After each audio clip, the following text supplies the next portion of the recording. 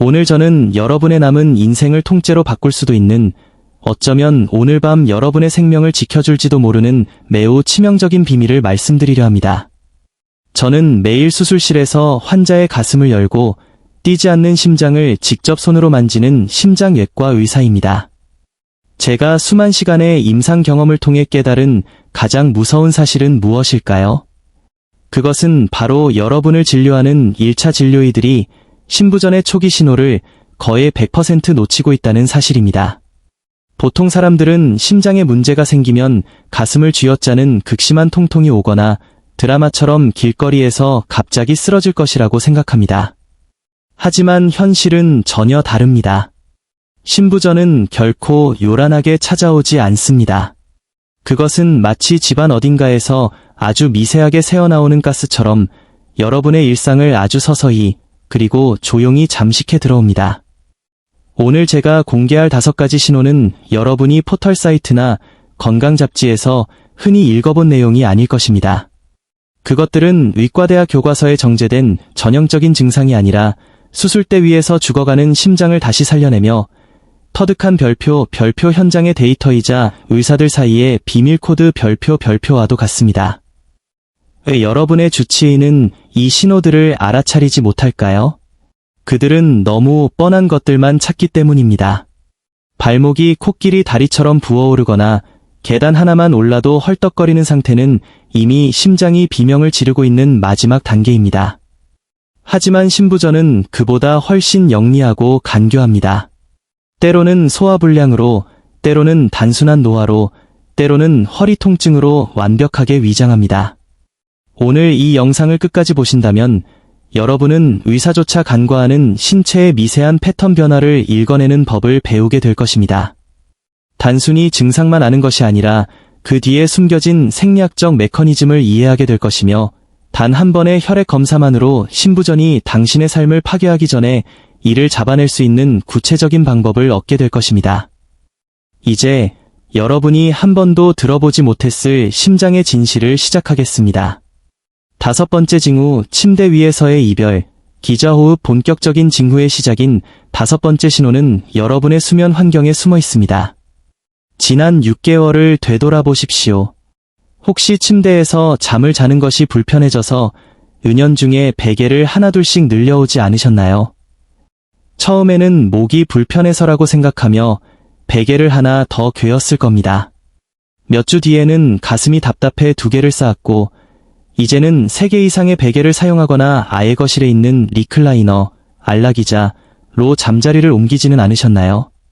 만약 여러분이 나는 리클라이너에서 자는 게 허리에 더 좋아, 나이가 들어서 이제 침대는 좀 불편해라고 스스로를 합리화하고 있다면 그것은 여러분의 뇌가 심장의 고통을 외면하기 위해 만들어낸 변명일 가능성이 큽니다.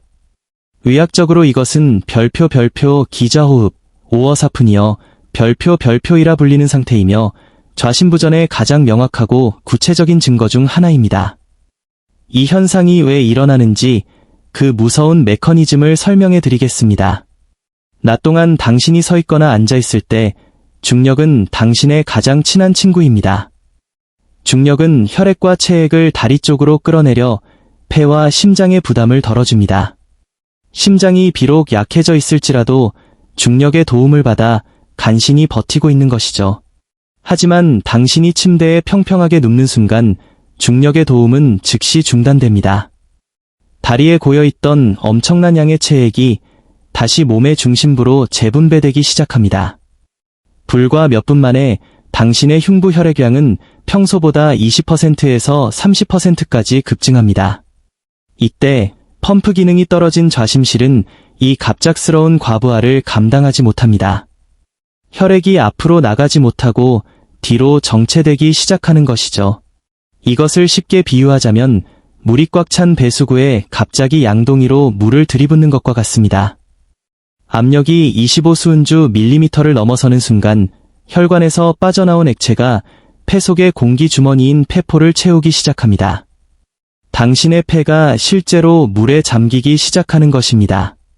이를 전문 용어로 폐부종 별표이라고 하며 당신은 잠결의 몸 안에서 서서히 익사해가는 공포를 느끼게 됩니다. 당신의 몸은 본능적으로 위험을 감지합니다.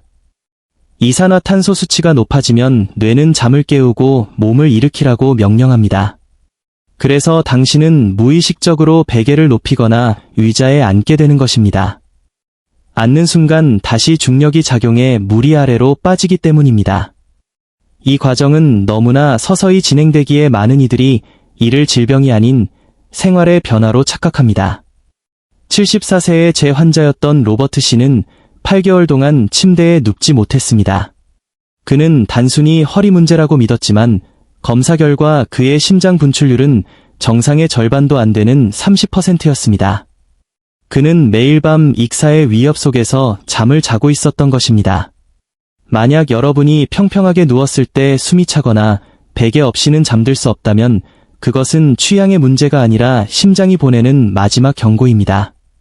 네 번째 징후 숙이는 순간 찾아오는 숨가쁨. 벤도니아 네 번째 징후는 일상에서 아주 흔히 일어나는 동작에 숨어 있습니다. 바로 몸을 앞으로 숙이는 동작입니다. 여러분, 신발끈을 묶거나 바닥에 떨어진 물건을 줍기 위해 허리를 굽혔을 때를 떠올려 보십시오.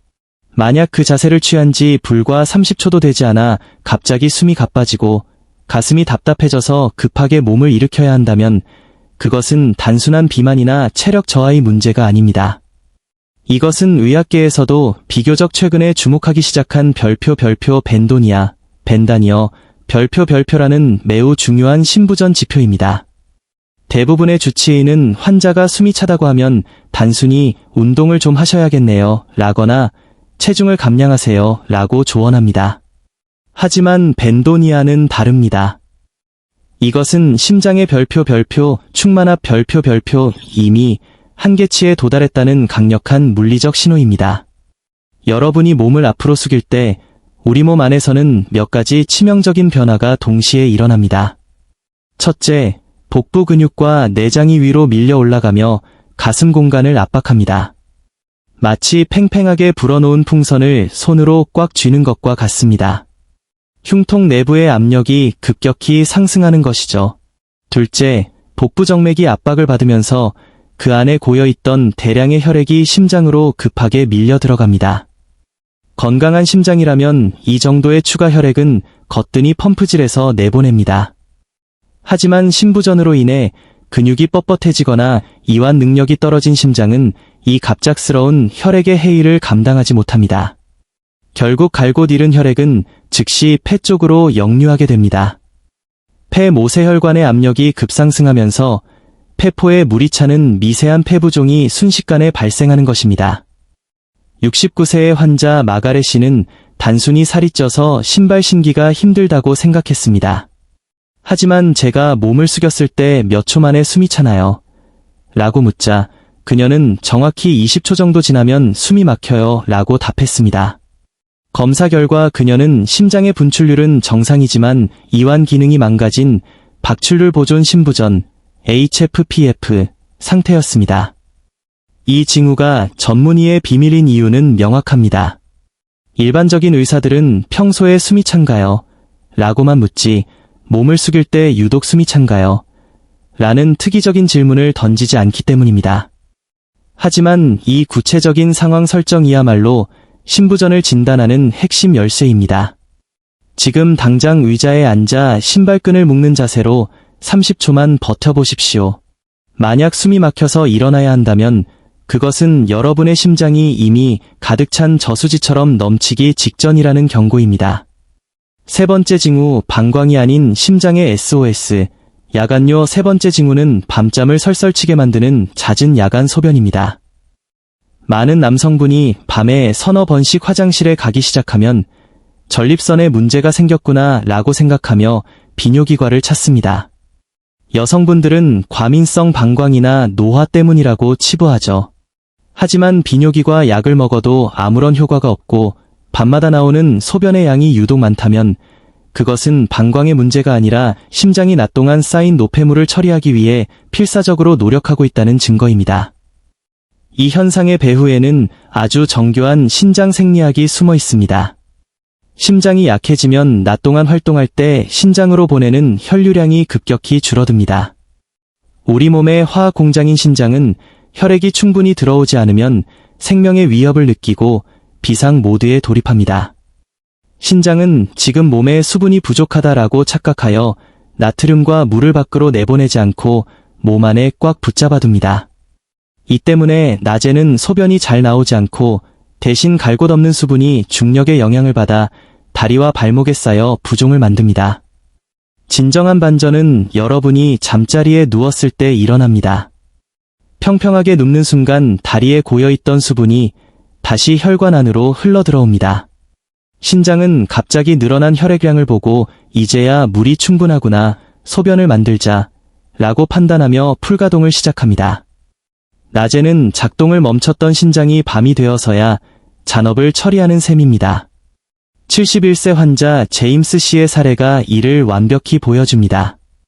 그는 밤에 5번씩 화장실을 가느라 일상생활이 불가능할 정도였지만 비뇨기과에서는 아무런 이상을 발견하지 못했습니다.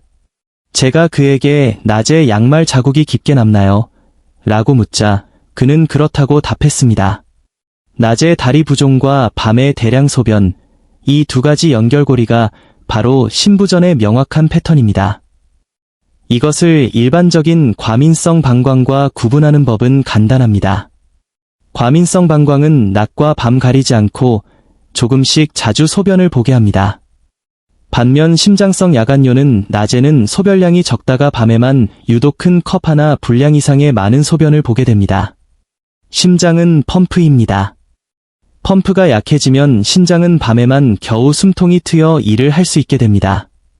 만약 여러분이 밤마다 화장실로 향하는 발걸음이 잦아졌다면, 그리고 낮에 다리가 무겁게 느껴진다면 그것은 방광치료가 아니라 심장 초음파가 시급하다는 강력한 신호입니다. 두 번째 징후, 굶주림 속의 익사, 식욕부진과 체중 증가의 역설. 두 번째 징후는 논리적으로는 도저히 설명되지 않는 별표, 식욕부진과 체중 증가의 결합 별표입니다. 여러분, 상식적으로 생각해 보십시오. 음식을 거의 먹지 못하는데 살이 찔 수 있을까요? 체지방을 만드는 데는 칼로리가 필요합니다. 그런데 하루에 겨우 두어 숟가락만 먹고도 2주 만에 3kg, 5kg이 늘었다면 그것은 생물학적으로 불가능한 일입니다. 하지만 신부전 환자들에게는 이것이 가혹한 현실입니다.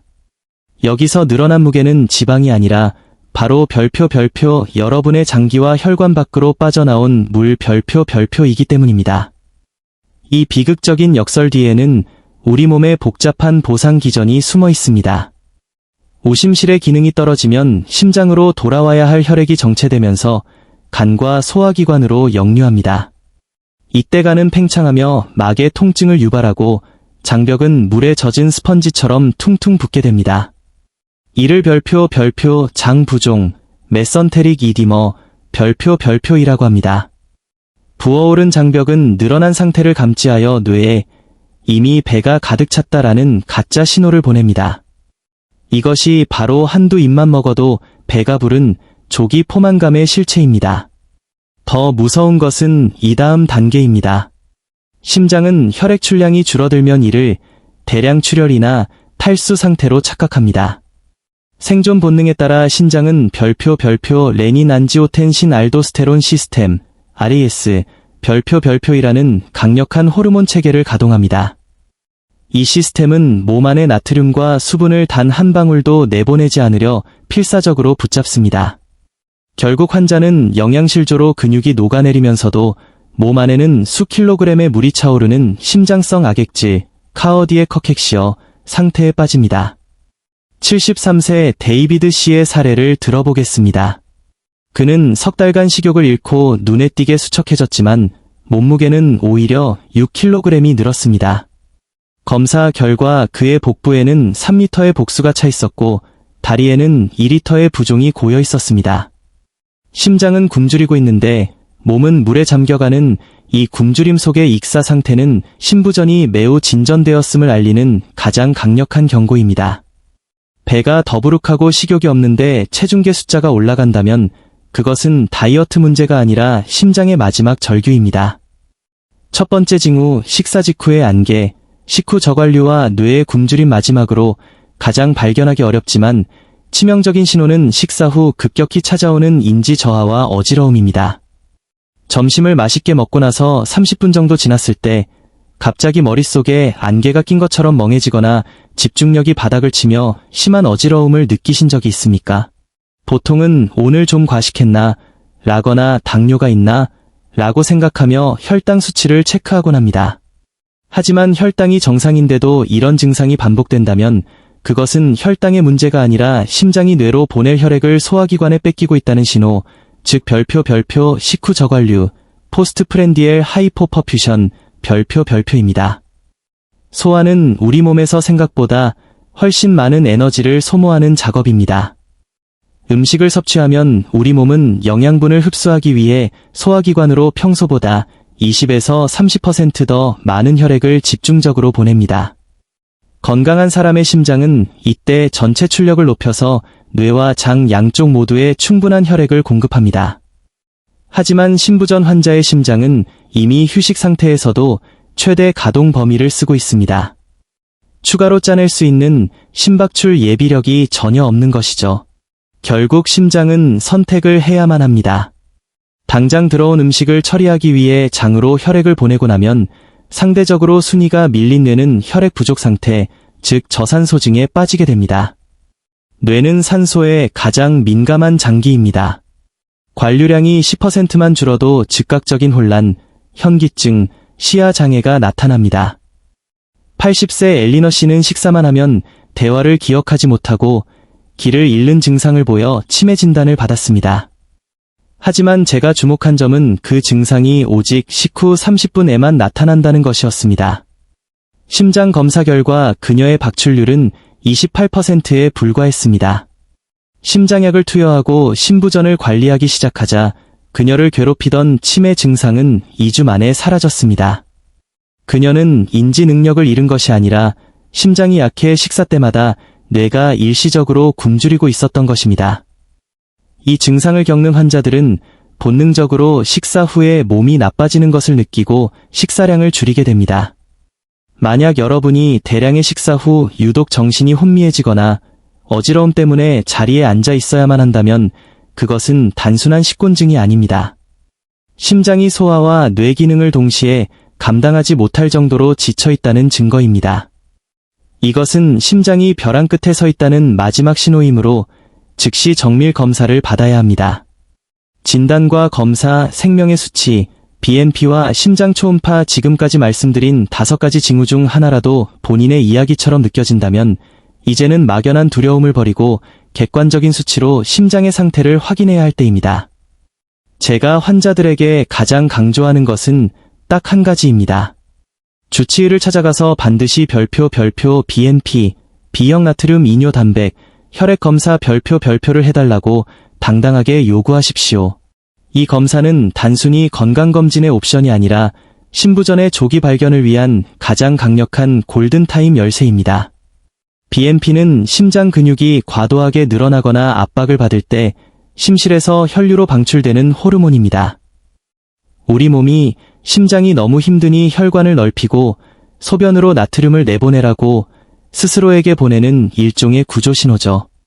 이 검사가 혁신적인 이유는 2가지입니다. 첫째, 매우 민감합니다. 심장이 비명을 지르기 훨씬 전 아주 미세한 과부하 상태부터 수치가 상승하기 시작합니다. 둘째, 강력한 부정적 예측 가치를 가집니다. 만약 여러분의 BNP 수치가 정상, 일반적으로 100pg/ml 미만이라면 현재 겪는 숨가쁨이나 부종이 심장 때문이 아닐 가능성이 매우 높다는 뜻입니다. 즉, 불필요한 공포를 즉시 제거해줍니다. 하지만 수치가 높게 나왔다면 그 다음 단계는 지체 없이 별표 심장 초음파, 에코카어디어그램, 별표로 넘어가야 합니다. 초음파는 심장의 내부를 실시간 동영상으로 들여다보는 것입니다. 여기서 우리는 3가지 핵심 지표를 확인합니다. 첫째는 별표 박출률, EF, 별표로 심장이 한 번 짤 때 혈액을 얼마나 힘차게 내보내는지 봅니다. 둘째는 이완 기능으로 심장이 충분히 벌어져서 피를 받아들일 준비가 되었는지 확인합니다. 앞서 말씀드린 벤도니아 증상이 있는 분들은 박출률은 정상이어도 이완 기능이 망가진 경우가 많습니다. 셋째는 판막의 상태입니다. 피가 역류하지는 않는지, 문이 잘 닫히는지 확인하는 것이죠. 이 검사들은 결코 복잡하거나 비싸지 않습니다. BMP는 커피 몇 잔 값의 비용으로 수시간 내에 결과를 알 수 있고, 초음파는 통증 없이 20분이면 충분합니다. 이 짧은 검사가 여러분의 남은 20년, 30년 인생을 결정짓습니다.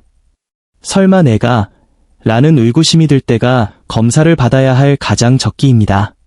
수치가 증명하는 진실을 대면하십시오. 그것이 치료의 시작이자 생존의 시작입니다.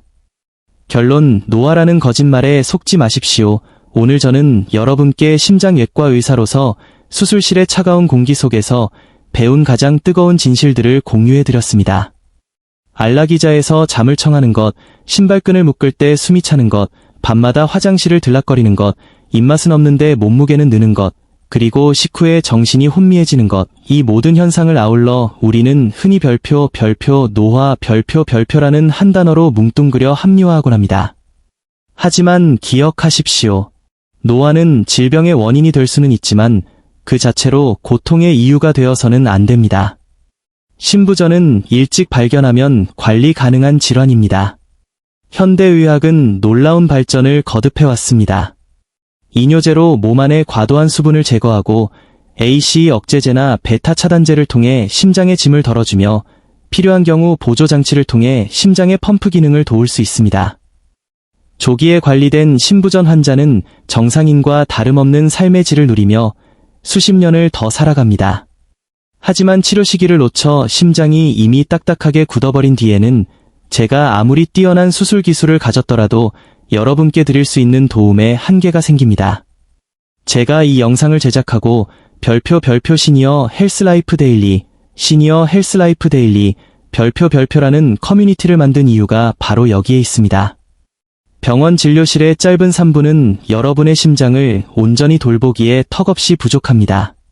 저는 이곳을 통해 여러분이 스스로의 혈액 검사 결과를 해석하고 전문의에게 어떤 질문을 던져야 하며 일상에서 어떤 영양과 생활 습관을 유지해야 심장을 다시 젊게 만들 수 있는지에 대한 심도 깊은 가이드를 제공하려 합니다. 여러분의 심장은 태어난 순간부터 지금까지 단 1초도 쉬지 않고 여러분을 위해 뛰어왔습니다. 이제는 여러분이 심장의 목소리에 귀를 기울여줄 차례입니다.